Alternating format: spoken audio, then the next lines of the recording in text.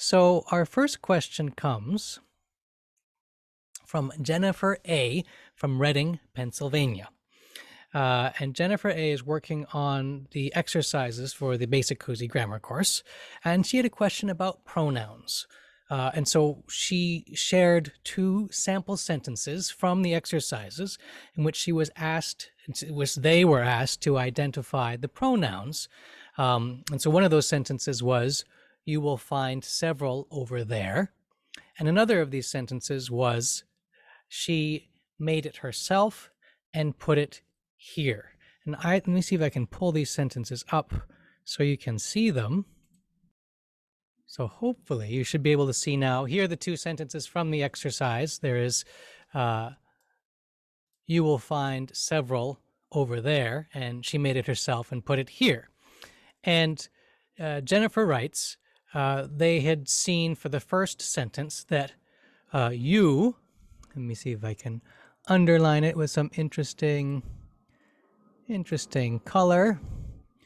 You was a pronoun and several was a pronoun, but she and her daughter found themselves wondering about the word there, because there the interactive exercises did not show that being a pronoun, and they thought it was a pronoun. Similarly, in the second sentence, there was the words she,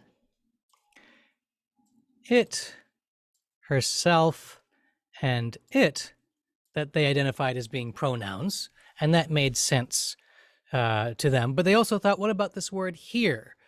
Isn't here standing in like these other words are standing in for nouns? So her question then is, can you explain why there and here are not pronouns? So I'm going to close this screen for a moment just so I can see all of you again. And this is such a wonderful question, Jennifer. It shows a mind at work in figuring out the language of grammar. How do we use these terms, which on the surface seem to be quite simple, nouns and verbs and pronouns and so on.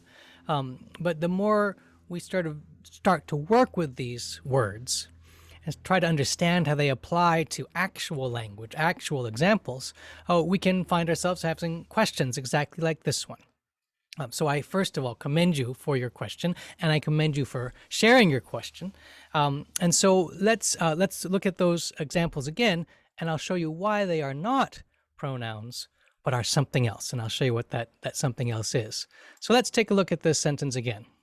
Now, as just a quick reminder for everybody else on the call, pronouns, of course, are words that stand in for nouns. So you can see here in the first sentence, you will find several over there. You is standing in for somebody who has a proper name. So if I was speaking to you, Jennifer, you, Jennifer, will find several over there. The pronoun you is standing in for a noun. Similarly, several is what's called an indefinite pronoun because it refers to an undefined group of things. So several somethings. So there might be several books. There might be several pieces of paper, whatever it may be. So, and similarly in the second sentence, she, again, standing in for some particular person, it standing in for some particular thing, herself, another form of a pronoun referring back to the she, and then again put it. That it, the last it at the end of the sentence, is referring to something. Okay, so here's the question.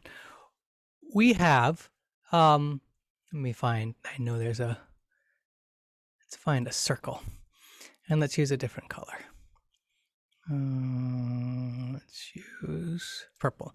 So here we have this word there, and here we have this word here. Somebody could think, reasonably enough, that isn't there standing in for a noun? Isn't here standing in for a noun? I mean, maybe this here is a table, and we're placing this, whatever this it may be, maybe it's a piece of art. We're placing this piece of art on a table, and so isn't here standing in for the table, so doesn't that make it a pronoun? Similarly, there might be someplace on the kitchen counter, for instance. You'll find several eggs, for instance, suppose that's what we're talking about. These pronouns are referring to eggs.